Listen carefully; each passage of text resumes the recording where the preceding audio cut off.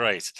So hello, everyone. Welcome to today's HNPW event, promoting gender transformation in humanitarian action, with the key role of gender in humanitarian action working groups in addressing the gendered impacts of crisis.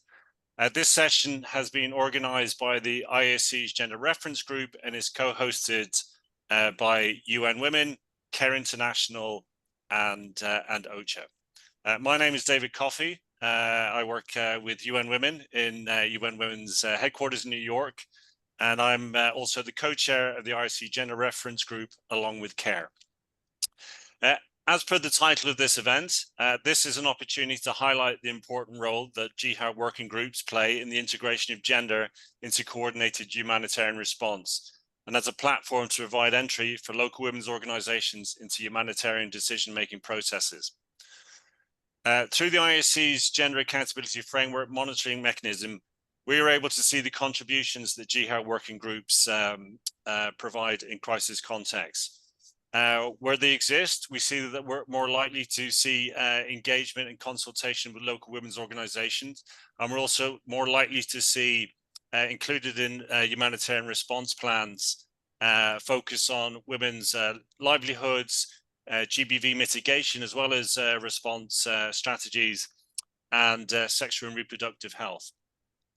And as demonstration of the usefulness of GiHA working groups, also through the Gender Accountability Framework, we've seen a significant growth in the number of those working groups in existence, from 44% in 2018 of crisis contexts having some form of GiHA working group in place, to 76% in 2022.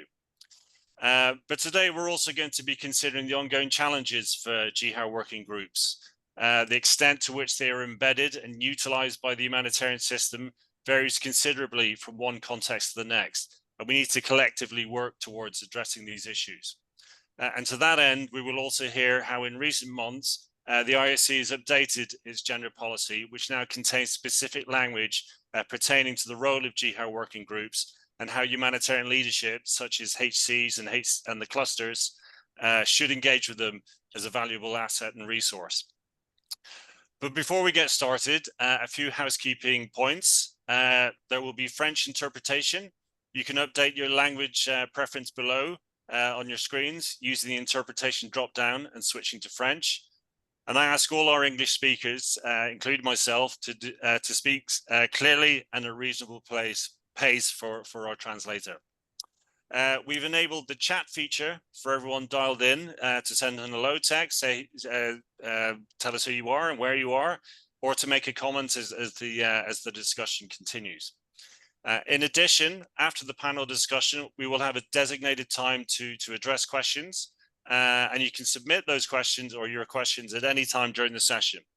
To submit a question to our panelists, please enter your question into the Q&A text box rather than the chat. There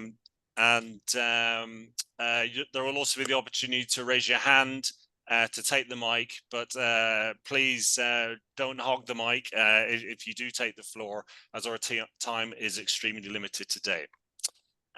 So I'm pleased to introduce our speakers and our panel for today's discussion. Our speakers are Ms. Delphine Pinault from the Humanitarian Policy Advocacy Coordinator and UN representative from CARE International, and also representing CARE as the GRG co-chair. Amal Hussein, who will provide closing remarks, and she is OCHA's co-chair of the OPT, the Palestine GiHA working group. And for our panelists, our esteemed panelists, we have Guerda Gray-Villon from the Executive Director of the Youth Development Initiative, a Haitian women-led organization. And she is also the GiHA working group lead, the REGA group, as it's known in Haiti. We have Thera Koratumo, the Executive Director of the Women and Development Association, a Malian women-led organization, and she's also a member of the GiHA working group in Mali. And then we have Yulia Sporish, founder and director of the NGO Girls, a Ukrainian women-led organization, and she's the co-chair of the GiHA working group in Ukraine. And then finally we have Brishna Pai Wastoon, who's the Deputy Director of Youth for Positive Change Afghanistan, an Afghan women-led organization and GiHA working group co-chair in Afghanistan's Eastern Province. So a localized rather than a national GiHA working group, which would be an interesting perspective.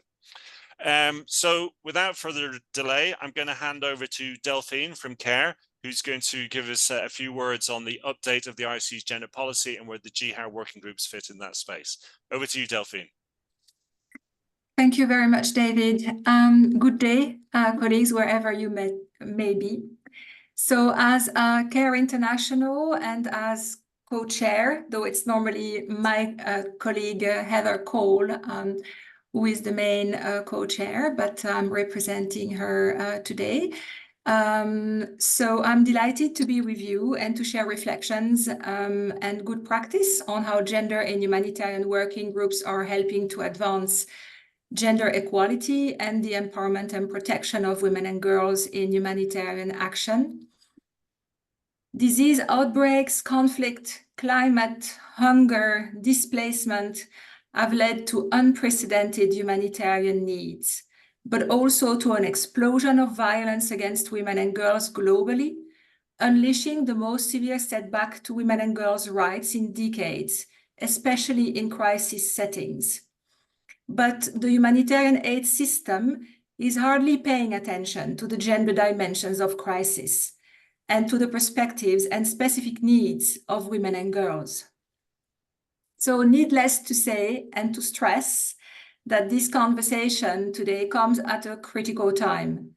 While the humanitarian system continues to fail women and girls in practice, it has an enabling policy environment that we must collectively recommit to implement and hold ourselves accountable to.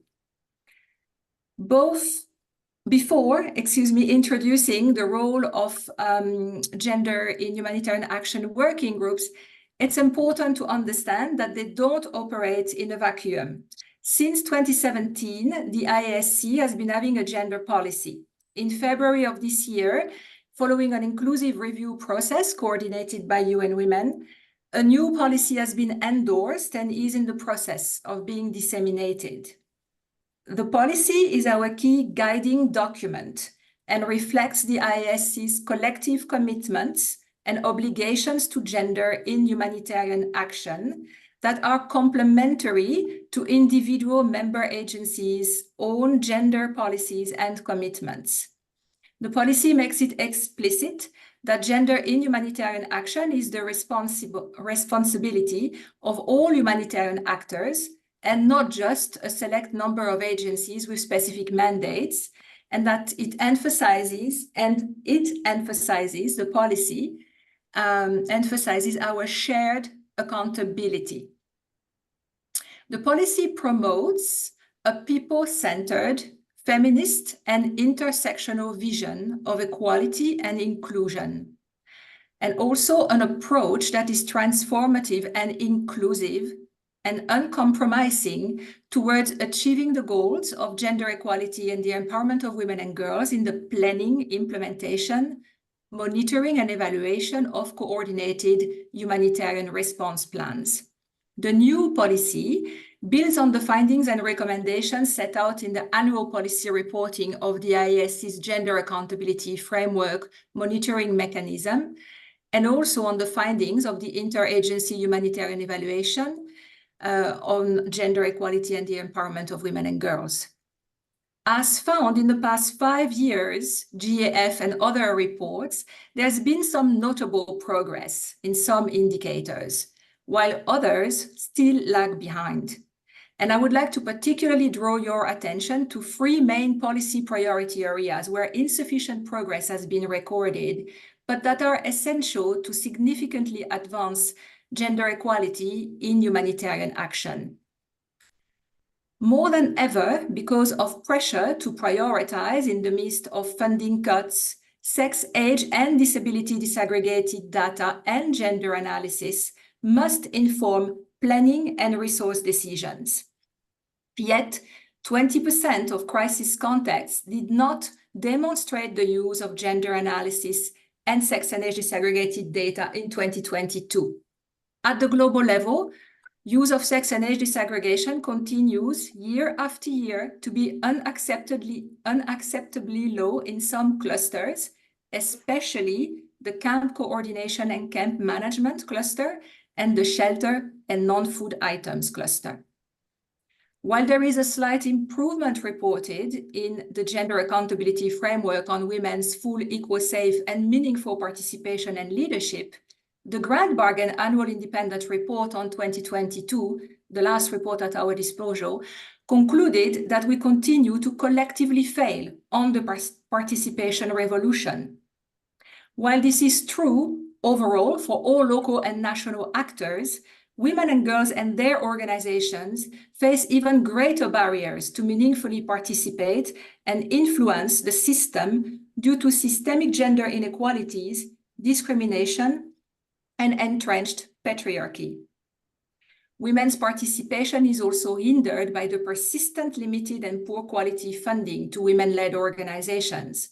A recent report revealed that women's rights organizations, movements, and institutions get just 0.34% of total global aid flows.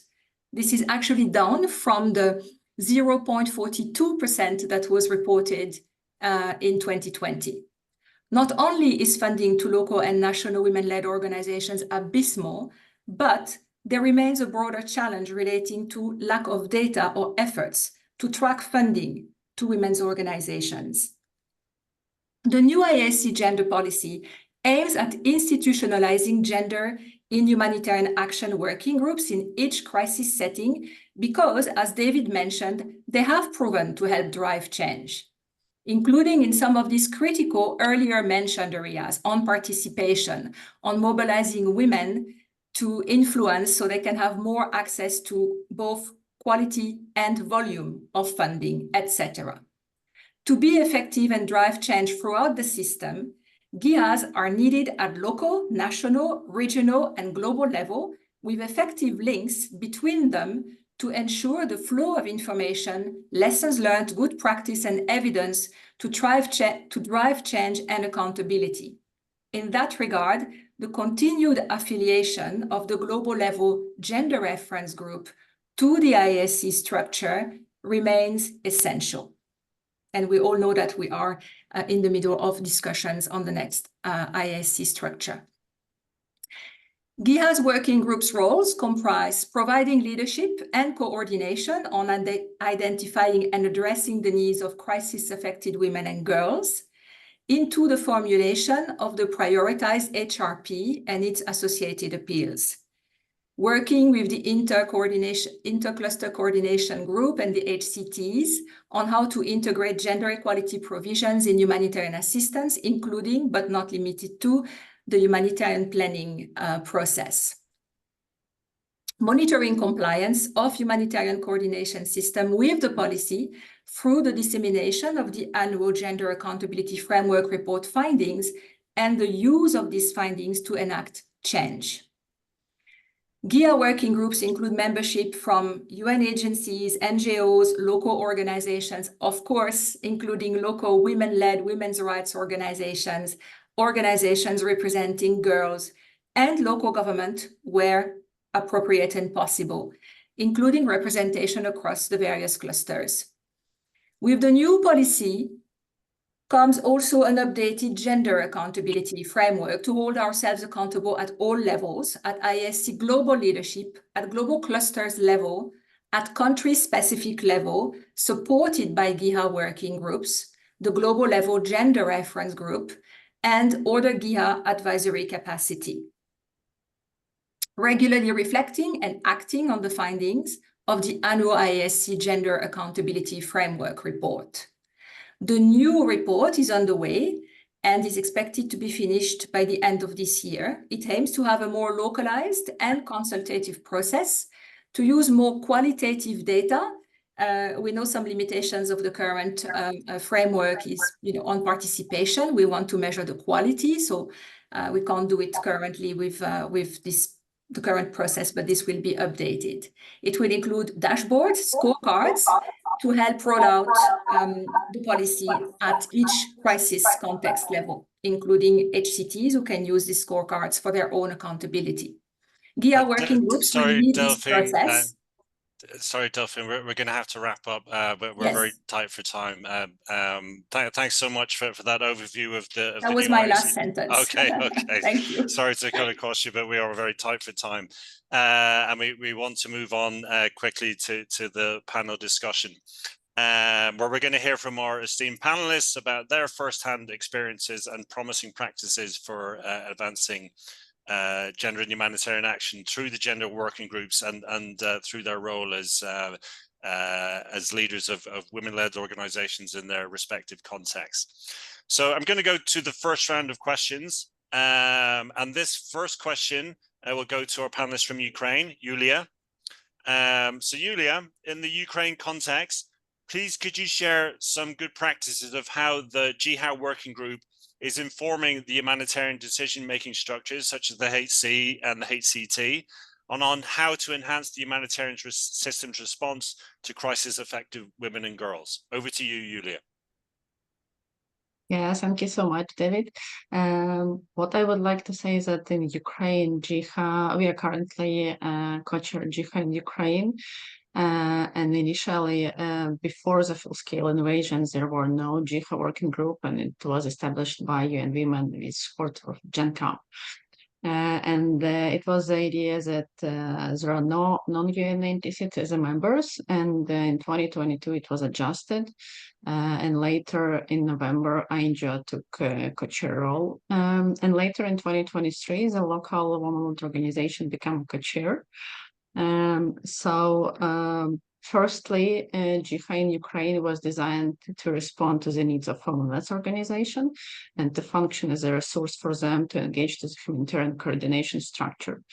If we are talking about the good practice, we as a co-chair and we are local Ukrainian NGO, and we invest a lot of our resource and capacity to bring a local organization on the table and to give them a voice,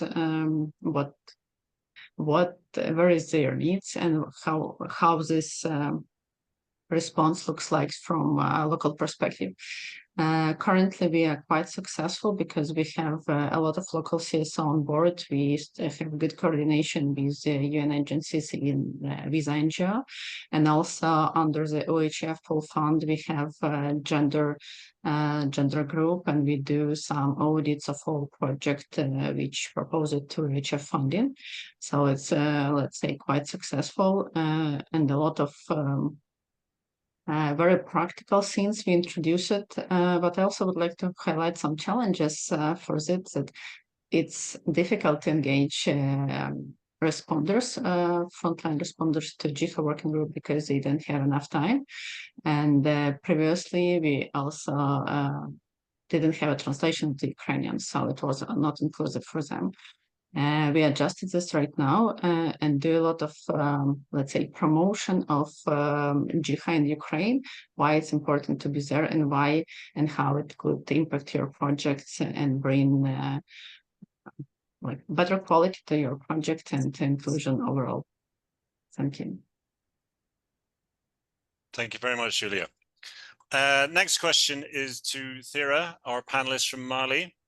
So Thera, as a local women's organization in the Mali GiHA working group, how have you been able to directly advise and influence the humanitarian decision-making through the Gender in Humanitarian Action group? Over to you, Thera. Alors, c'est à mon tour parce que je n'entendais pas, je vous avais perdu. Allô? Allô? Oui. Vous m'entendez? C'est mon tour? OK, parce que je vous avais perdu complètement.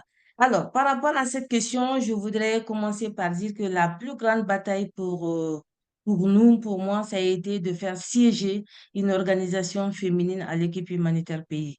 Une fois qu'on est accéder à l'équipe humanitaire pays. Le deuxième combat a été d'avoir une place au sein du réseau des points focaux GiHA, qui est l'équivalent du groupe de travail dont vous parlez. Alors, en dehors de ça, je dois dire qu'en tant que chef de file, co-chef de file du pilier localisation, nous avons pu, avec les autres, faire bouger les lignes. Faire bouger les lignes en ce sens que nous avons mis fin au pouvoir qu'on donnait aux clusters par rapport à la présélection des organisations de la société civile éligibles au fonds humanitaire régional pour l'Afrique de l'Ouest et du Centre. Donc, initialement, tous les pouvoirs étaient entre les mains du cluster. Nous nous sommes battus pour que ceci soit décentralisé, pour on donne plus de pouvoir aux autres mécanismes de coordination et que ces mécanismes de coordination aient autant de pouvoir que le cluster. Et donc, le résultat a été que des organisations de la société civile féminine ont pu être présélectionnées et ont reçu la due diligence finale pour être éligibles au fonds régional pour l'Afrique de l'Ouest et du Centre. Et au-delà de cela, après ce combat-là, nous avons été effectivement identifiés par le fonds régional, l'équipe de mise en œuvre du fonds régional, qui nous a sollicité pour mettre en place un système de coaching des organisations féminines pour leur permettre d'avoir la capacité de passer le processus de due diligence et être éligible au financement du fonds régional. Donc ça, c'est vraiment un des grands succès que nous avons eu, que j'ai eu. Merci pour cette première question.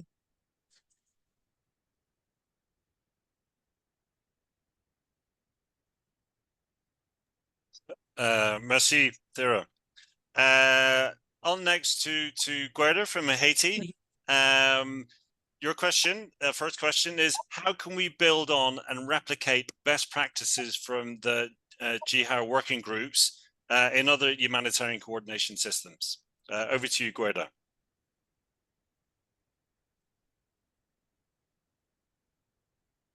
Thank you very much. So, mes chaudes salutations d'Haïti.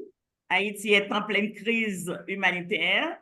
Et mon exposé ce matin, c'est vous parler un petit peu des avancées que nous avons connues dans toute la campagne vraiment de promotion du genre dans l'action humanitaire en Haïti. Et il y a 33 ans que pour la première fois en Haïti, et des organisations de femmes de la société civile ont intégré l'équipe humanitaire pays. Et partant de cette intégration, et grâce à notre leadership, et aussi au support des GiHA qui ont travaillé à nos côtés, nous avons pu mettre en place un réseau que nous appelons le réseau genre dans l'action humanitaire.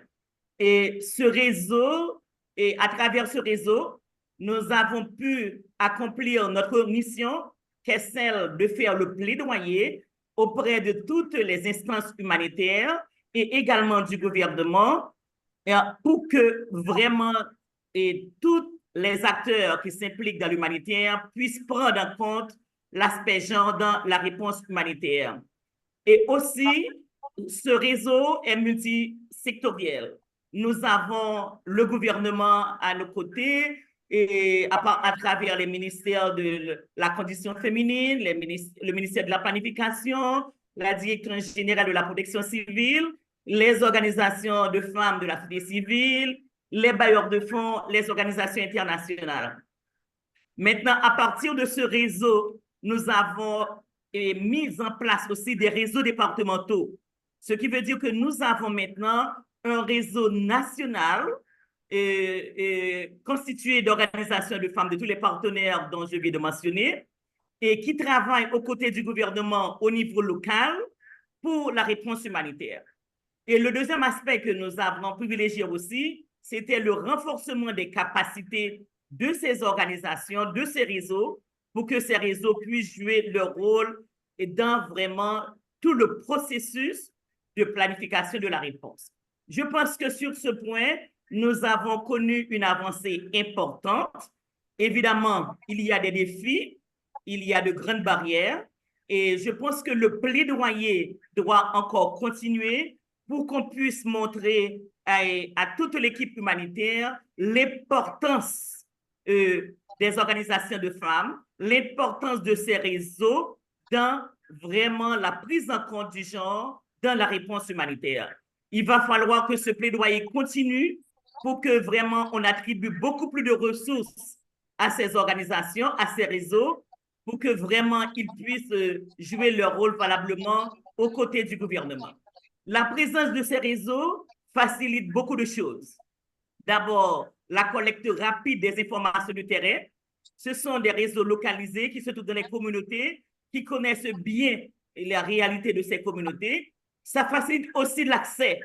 Maintenant, c'est un peu décentralisé, c'est la localisation, et ça permet vraiment aux organisations d'aide d'atteindre rapidement ces régions en un rien de temps. Et ça facilite aussi tout le suivi, tout l'aspect de redevabilité envers les communautés. Il y a beaucoup de points importants que vraiment la communauté humanitaire puisse bénéficier en s'assurant que les organisations de femmes, les réseaux et les réseaux genre de l'action humanitaire soient fonctionnels et aient les ressources nécessaires pour vraiment s'impliquer dans tout le processus de la réponse humanitaire. Voilà vraiment notre expérience qui est très enrichissante au niveau d'Haïti et qu'aujourd'hui, j'ai voulu partager avec d'autres pays parce que notre leadership au sein de l'équipe humanitaire pays et la volonté aussi des organisations de femmes de s'impliquer dans la réponse humanitaire sont des atouts importants vraiment pour la réussite de cet aspect qui est l'implication genre de l'action humanitaire. Merci. Thank you much, Guerda. And then the final first round of questions is to Brishna in Afghanistan. So we are seeing more instances of GiHA working groups being established at the subnational level, as in your case. Where do you see the value add of this localized approach regarding engagement with women's organizations and the impact of how the humanitarian system responds? Over to you, Brishna.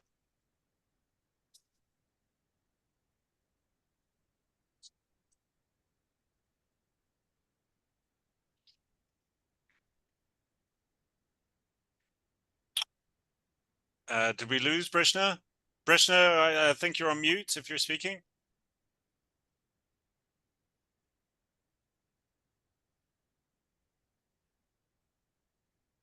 Brishna, can you hear us? Yes, thank you. And hello, everyone. Hi, Brishna. Would you like me to repeat the question or you heard it okay? Sorry, I couldn't hear you. Okay, I'll repeat the question. So we're seeing more instances of GiHA working groups being established at the subnational level, such as in your case in Afghanistan. Where do you see the value add of this localized approach regarding engagement with women's organizations and the impact of how the humanitarian system is able to respond? Over to you. Thank you so much for your question, and I hope you all are doing well. Thanks for giving me the time to speak on behalf of YPCO and GiHA co-chair in the eastern region of Afghanistan. I want to start from the situation in Afghanistan and also restriction on women-led organization and how GiHA working group is supporting women-led organizations drive our agenda, and also how GiHA is playing to enhance the humanitarian system coordination, understanding, and respond to the need of crisis-affected women and girls. So as all of you are well aware that Afghan women are badly affected by the current situation concerning their rights, access to education and jobs, financial resources, movement, freedom of speech, public and private decision making, and participation in public life. The current situation has long left women and girls even more marginalized in the Afghan society, reduced the opportunities for women and girls toward gender equality and women empowerment. So here we have also restriction on women-led organizations, which are currently currently actively doing their operations. Like under the Taliban rules in Afghanistan, women-led organizations face severe restrictions, which include limitation on their ability to work freely, leadership of women organization, restriction on their activities and advocacy related to women's rights and gender equality work. Some of the organizations were forced to change their director, deputy director, board members, and bank authorized person from women to men in order to get approval on their proposals. Some women-led NGOs were forced to stop their work or change their names and also their internal structure or mandate to be able to continue their work. Women-led organizations used to be key provider of services for women. Now we have limited space and access to women and girls. We have a lot of issue for women and girls to access humanitarian assistance. So about key achievement and also value of GiHA.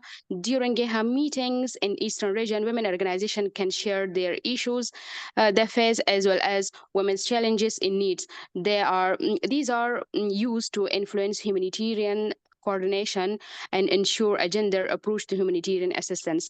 Afghanistan recently saw a wave of forced returns from Pakistan. Having women-led organization, including YPCO or Youth for Positive Change Afghanistan organization, in the lead of the GiHA working group has helped inform the working group with the needs of women and girls. Women-led organizations are directly in touch with affected women and girls and are best placed to know their needs and challenges they face. Having women-led organization and coordination structure helps to better understand these needs and respond to them. Actually, we are collecting these information from our beneficiaries and according to our surveys. In order to map the needs of women returnees, GiHA working group in Eastern region has contributed to the needs assessment by OCHA in clusters. GiHA working groups has mobilized women enumerators, including from YPCO, to be part of the assessments. This helped mapping the needs of women while also building the capacity of women organization staff who can now be part of future humanitarian assessments. YPCO as GiHA co-chair in Eastern region now has closer coordination with clusters and donors and can find more information on the humanitarian response, which can be used to create a new partnership and explore opportunities to address women needs and priorities in the future. My organization is keen to keep its activities going and be better linked to the humanitarian system to reach women and girls in this restrictive environment. So that was all from my side for your question. Thank you. Thank you very much, Prishna. We'll go on to the next round of questions, but panelists, just noting we're very tight for time now, and we definitely want to be able to engage in Q&A with the audience. So please, if you could keep your answers to the next set of questions as brief as you possibly can. Thank you in advance. So back to you, Yulia, from Ukraine. What are the persistent challenges in your context which limit the GiHA working group's ability to effectively inform humanitarian programming and response? Over to you, and again, please try and keep it short. Thank you. Yeah, thank you, David. I would say that the most challenging right now it's interruption with funding for local women-led CSO, because the humanitarian funding decreasing for Ukraine, and we see that for Ukrainian organization it's quite difficult to receive this funding and to do effective response. It's because of that they don't have a capacity to be very actively engaging in GiHA working groups. So what we can do here is just to allocate some funding, especially for coordination and advocacy project for local CSO, and then this way we will be able to engage them and to improve the humanitarian response and to mainstream gender equality through all projects. Thank you. Thanks, Julia. On to Thera, your second question. From your experience in the Mali context, what resources and/or support do GiHA working groups need to effectively and sustainably function and thrive? Over to you, Thera.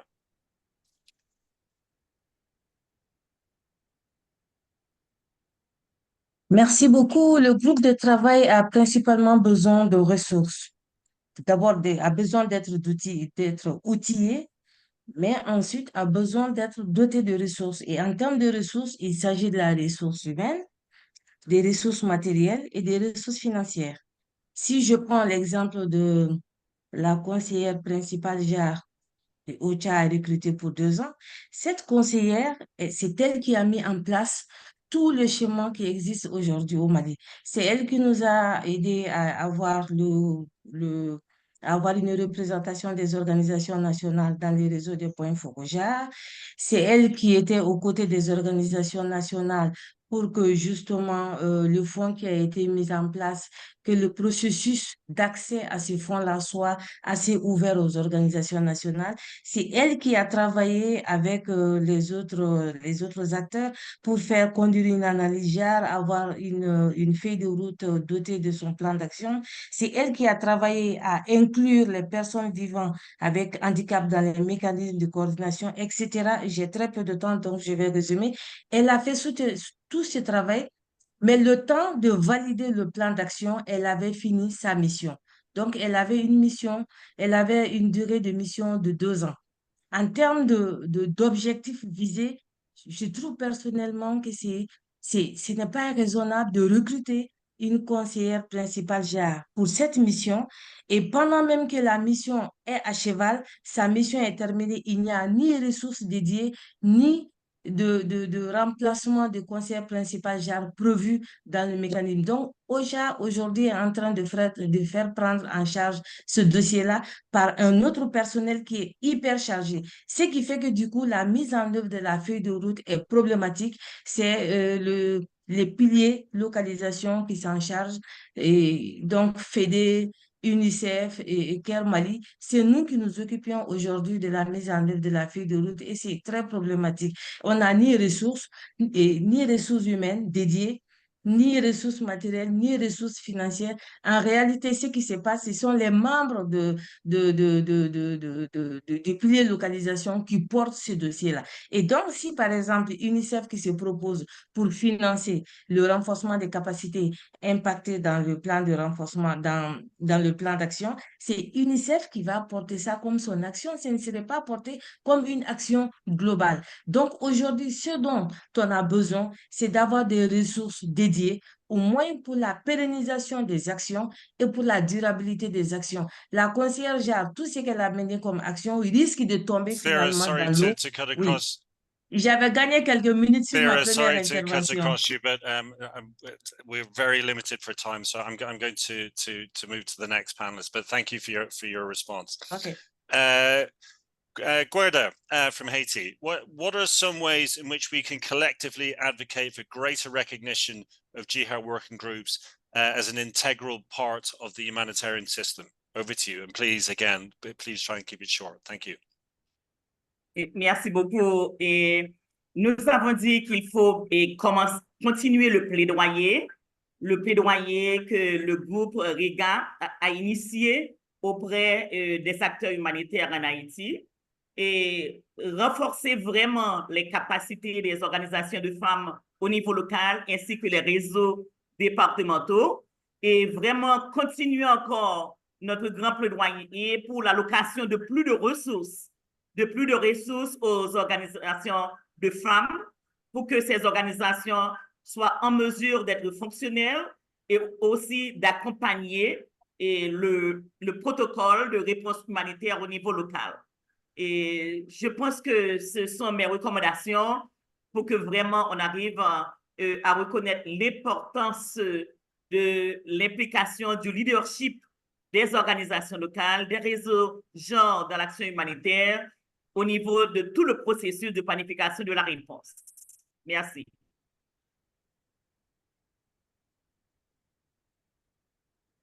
Thank you, Guerda, for the quick response to the point. And finally, to Brishna. So from your experience in the Afghanistan context, how can UN agencies, NGOs, and donors work to alleviate the barriers or obstacles that GiHA working groups face in crisis response? Over to you, Brishna. Thank you so much again for your question.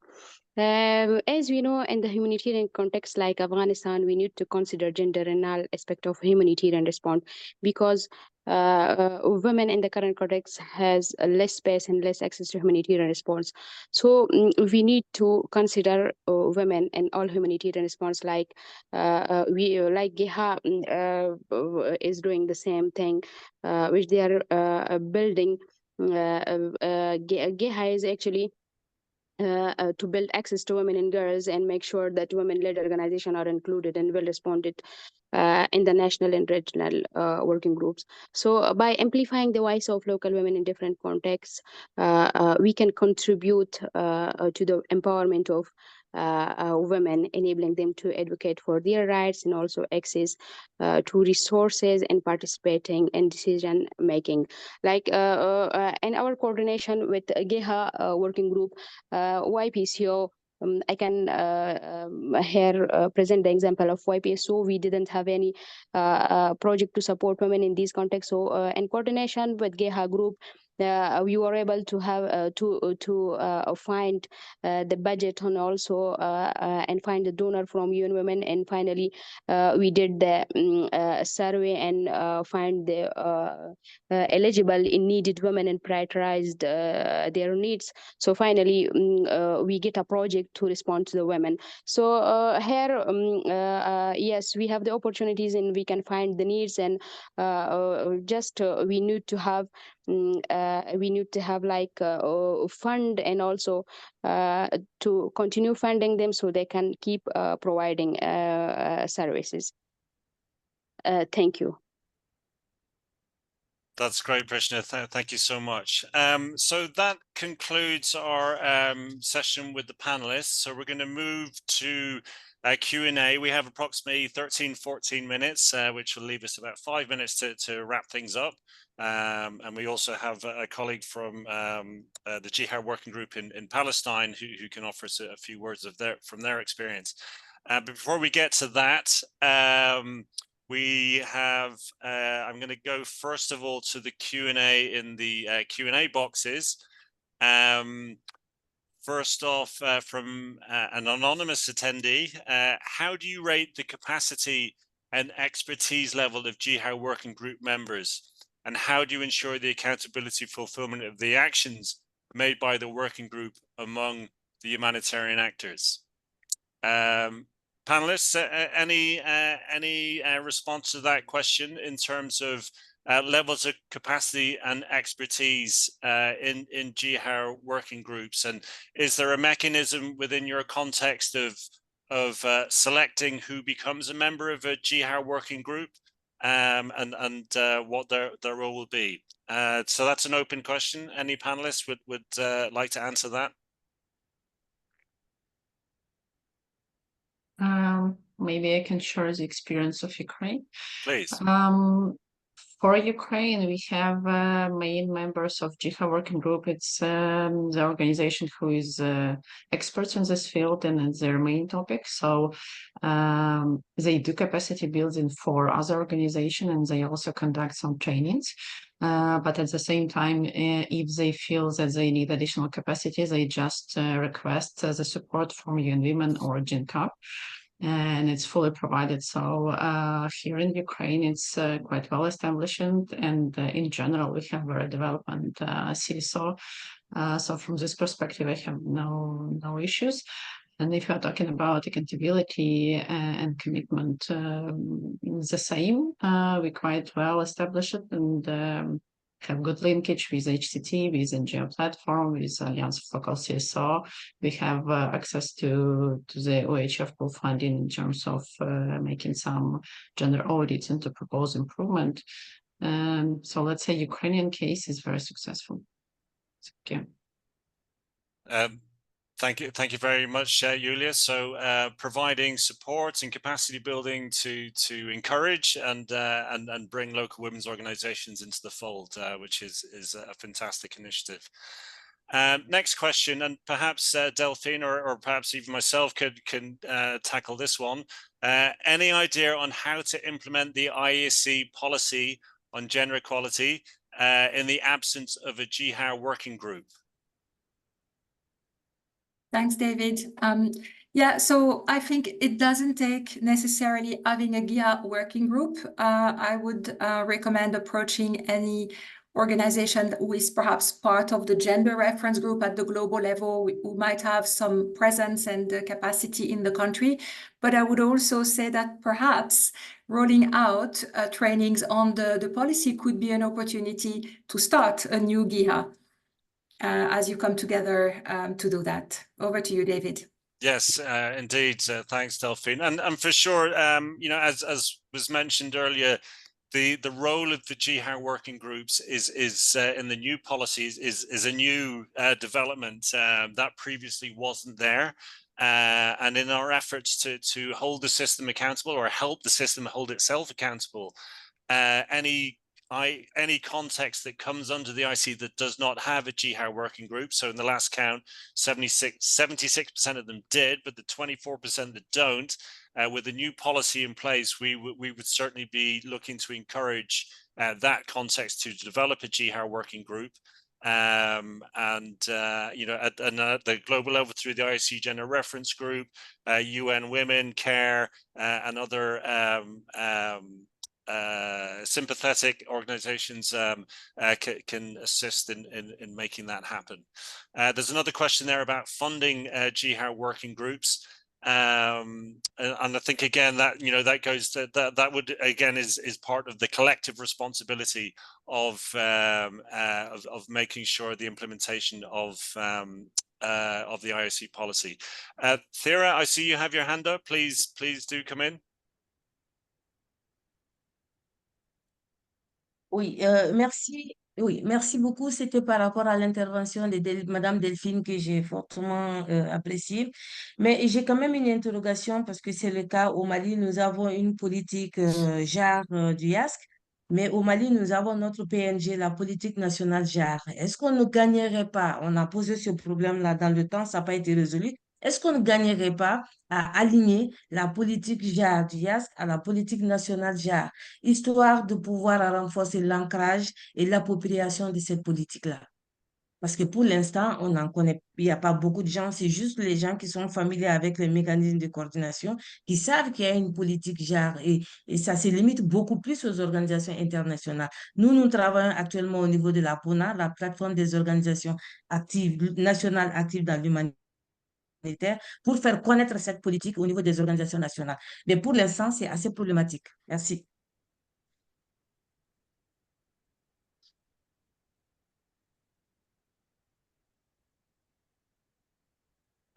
Delphine, I don't know if you wanted to respond to that. Yeah, perhaps just a quick reflection, but yeah, let me continue in English.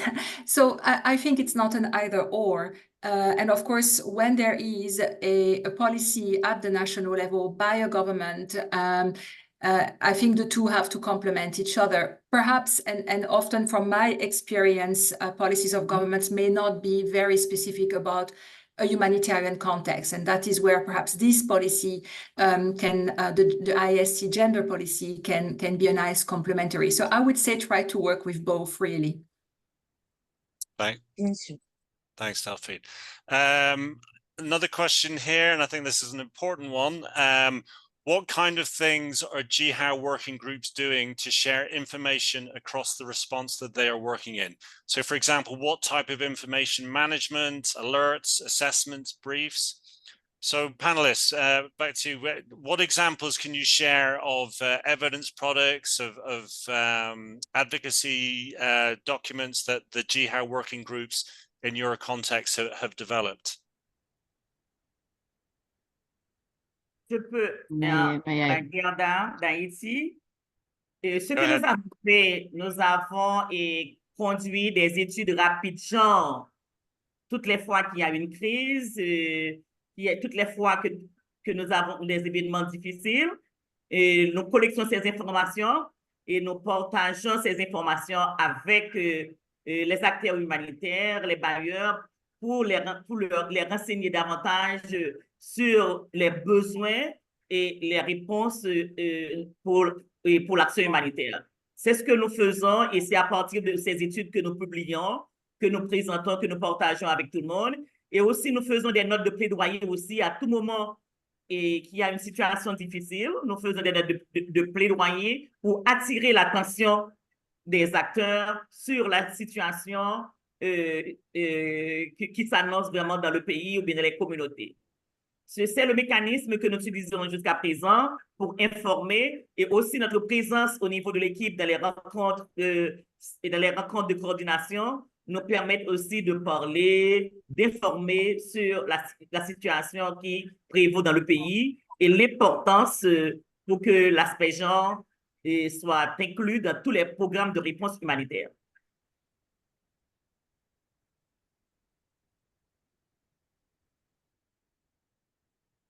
That's great, Guerta. Thanks so much. Yeah, it's so important for that output of evidence and information and analysis that the GiHA working groups are in prime position to develop. Yulia, I see your hand up, and then I'm going to turn to the audience. So just to prep the audience, if anyone in the room has any questions, please raise your hand now. But back to you, Yulia. Yeah, just very briefly comment that we also produce a lot of surveys and assessments for beneficiaries' needs and for membership needs as well. And we also do statements, prepare statements for important donors meeting or ORC right now is happening, preparation for ORC. So accept needs assessments, surveys, and circulating of statistic data, and also statements. Thank you. Thanks a lot, Yulia. Or Peter, anyone in the room looking to ask a question? Yes, hello, and thanks a lot for this great panel. My name is Eureka. I work with Handicap International, Humanity and Inclusion, engaged on disability inclusion working groups. So my question to you guys is, how do you exchange and share tools between GiHAs? Do you have a mechanism to learn from each other apart from here?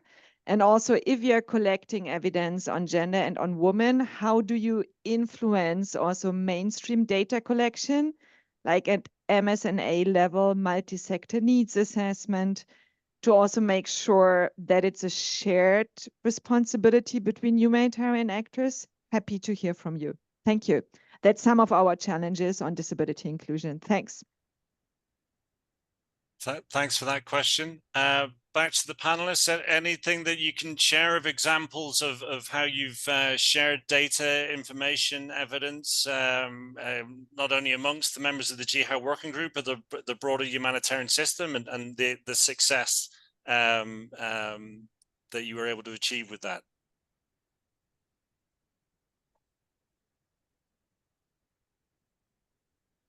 Delphine, I see your hand up.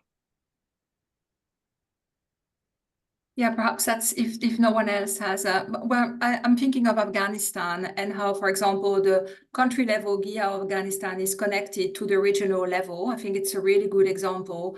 And through the regional level, there's really experiences from Afghanistan that are shared with other countries. In Afghanistan, at the national level, there's been really, and by connecting the GiHA to the Women Advisory group that advises the HCT, there's been a lot of success influencing actually even having specific indicators in the humanitarian response plan that we did not have before, focused on gender. And maybe also flagging that, yes, it's very similar to, I'm sure, what humanitarian inclusion is facing with disability indicators, what we're facing in gender and gender data and statistics, but that indeed GiHAs are in some contexts, and again, Afghanistan, very successful in influencing the response plan, clusters, specific strategies, plans, etc. So they are much more responsive to specific needs. Over. Thank you very much, Delphine. Thera, I see you have your hand up would like to come in. Oui, oui, merci beaucoup. J'avais partagé une expérience du Mali. Nous avons le groupe de travail qui, à l'époque, n'avait pas à son sein une représentation des personnes vivant avec handicap. Et donc, avec tout le mécanisme que nous avons mis en place avec la conseillère, l'agent CAP de OCHA, nous sommes arrivés à introduire l'Organisation nationale des personnes vivant avec handicap, et notamment la branche féminine. Et leur discours, c'est que ne parle pas à notre place, ne déduisez pas, ne faites pas. Et donc, le fait qu'on ait créé les conditions pour qu'elles participent, ça a changé le discours au sein du groupe, ça a changé le discours au niveau de l'équipe humanitaire pays et ça a obligé la PONA, la plateforme des organisations actives, à changer également de discours. Également, nous avons cette plateforme que nous avons mise en place, la plateforme qui s'appelle le leadership féminin, au sein duquel il y a effectivement ces personnes handicapées et qui est fréquemment animée par l'ancienne conseillère et principale de OCHA, qui n'est plus au Mali, mais qui continue à distance de nous coacher, qui continue à distance d'organiser des renforcements des capacités pour nous permettre de rendre plus visible cette participation des personnes handicapées, surtout la prise en compte de leurs besoins spécifiques dans les différentes programmations des différents clusters. Merci beaucoup.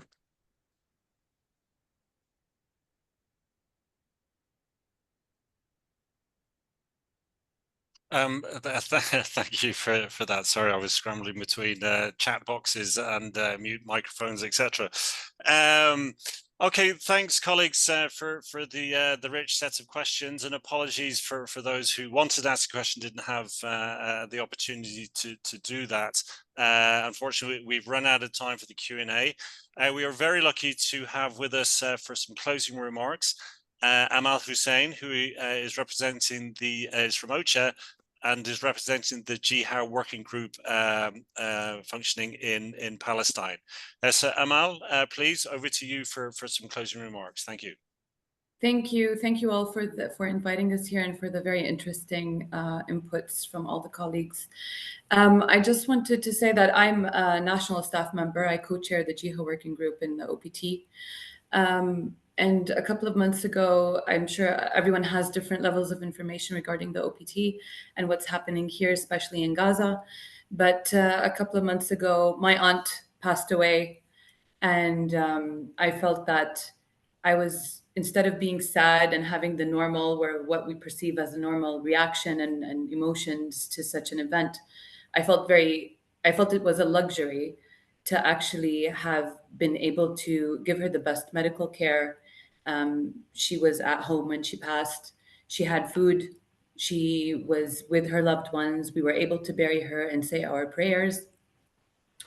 And we bid her farewell. And it just now seems like a luxury compared to those women and men and families in Gaza who have been trying to go to very dangerous areas, put their loved ones whose bodies are disintegrating in the heat on pieces of cloth and dragging them back because they can't carry them.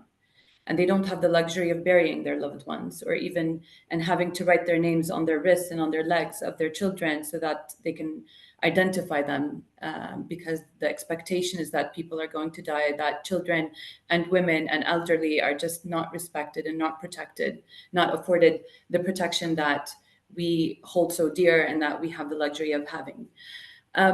It just goes to say that it's our staff, our female staff, are working in Gaza in impossible conditions, and they are victims themselves. They have to scrapple for food. They're living in tents if they are lucky enough to have a tent. They don't have connectivity. They are worried about going to the bathroom, to a toilet where you have a queue of 500 to 1,000 people, and they're afraid of being in the toilet by themselves. They don't have any running water to shower, to bathe, and they have their children guarding the doors so that they can have 3 minutes of privacy in a toilet. And these are the circumstances that our staff are working in right now in Gaza. And just to say that, it just doesn't, it gives you a picture of what's going on in the world. It's not only in Palestine, across the board, all along in all the other operations, we can see that there's such a blatant disregard for international law, human rights law, and norms, and that the related protections that we hold so dear and we're trying to promote so vigorously are now being even respected even less. And that it becomes, we're operating in an impossible circumstances. And while I say this, and it's across the board, we know it comes as no surprise that it's affecting women and girls and elderly even more, and they're disproportionately affected, and they're the bigger victims of the victims. And we have been trying to operate in these circumstances, and we know this because our national staff are the ones who are not rotating out, are the ones who stay through it all, and the ones who are actually victims and working. So I wanted to start off by saying, if we didn't have our national female staff in Gaza, that we wouldn't have a footprint, we wouldn't know what's going on there. And despite what's going on with them, they're still trying to operate and trying to function in these precarious circumstances. So my first kind of lesson learned from all of what's going on, not just in Palestine, but in Afghanistan, in Sudan, everywhere, is that we need to invest in our national staff, in building the capacity of our women-led organizations so that they have a footprint. I want to say that we have tried to be agile as well. We are working in precarious circumstances. There's no one size fits all. Every operation is different, and it comes with challenges that are unprecedented now in these days. And we need to be able to be agile. Go to the clusters. We've been going to the clusters, looking at the realities in Gaza and trying to pick out the guidance and the checklist points that are actually relevant and can be actually operationalized in Gaza. So we want to be able to contextualize our support. It's not business as usual, and we should not be treating any context as business as usual. These are the guidance, we just roll it out.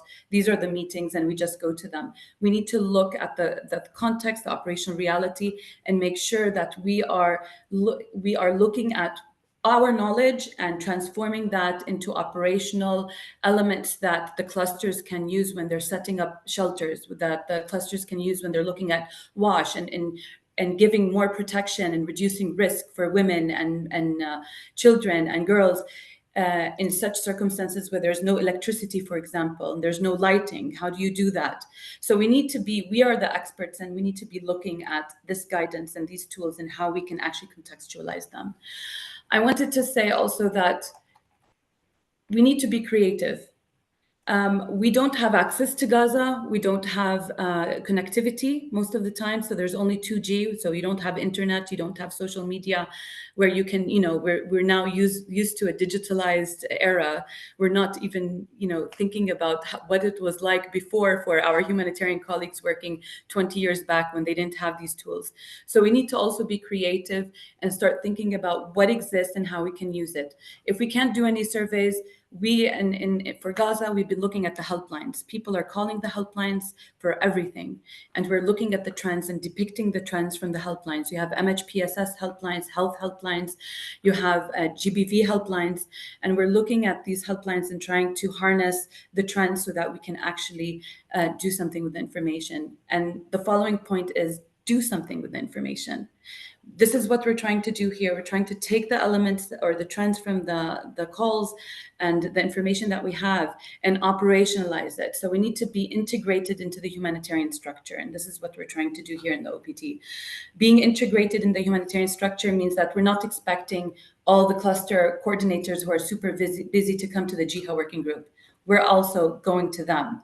We're spreading ourselves to the different clusters, being reactive during meetings when things are raised, like, cash, women are not carrying any phones, they can't get the cash codes, how are they going to cash the cash? So we're forcing and encouraging the cash clusters to look at alternative solutions, for example. So take the information, but we need to operationalize it as well. If we know that, there's concerns regarding children, etc., we need to operationalize that information into real messaging that is actually, culturally appropriate, contextualized, and doable.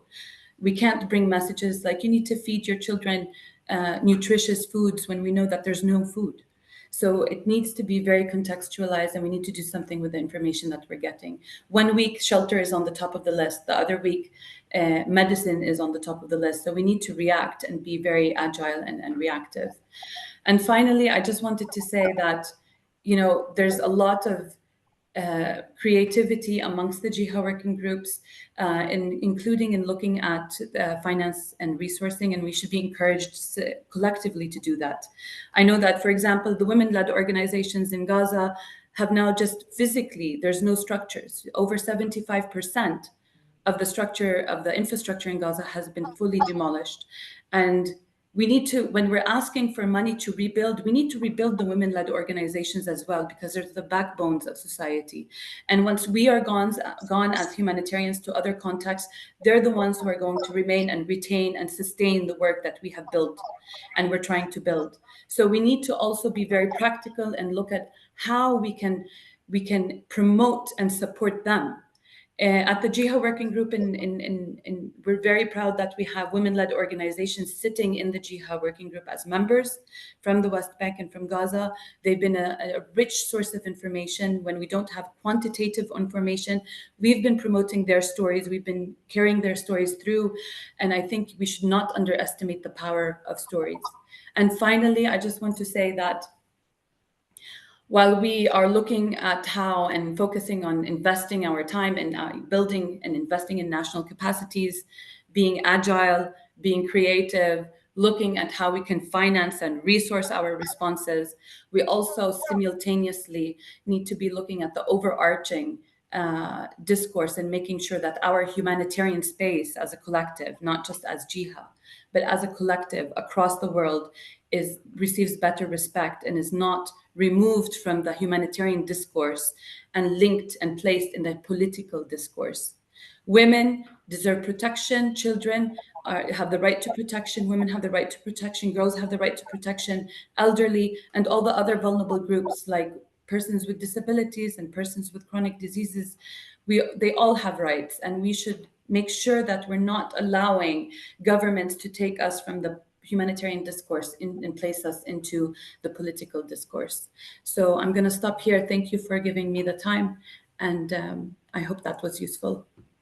Thanks so much, Jamal. Thanks for your powerful testimony of the ongoing situation in Gaza and the important role that the GiHA working group is playing there, and also, as you said, the important role that GiHA working groups can play across all of the contexts across the world. Everyone, unfortunately, we're out of time. I'm sure we could continue this conversation for another hour, but I no doubt there's another session being lined up after us, so we're going to have to wrap up. I'd like to thank, on behalf of the GRG, on behalf of UN Women, CARE and OCHA, thank all of our panelists, all of our speakers, and we encourage everyone who is in any crisis context anywhere to please engage with the GiHA working group in your crisis context. And if there isn't a GiHA working group, as was mentioned earlier, collectively come together and start to think about putting one together, because they have so much to contribute and need to be a vital and systemic part of the humanitarian infrastructure. So on that note, I will wrap up and wish you the best for the rest of your day, and thank you again. Thank you. Thank you. Bye-bye. Thank you. Au revoir. Bye-bye. Thank you.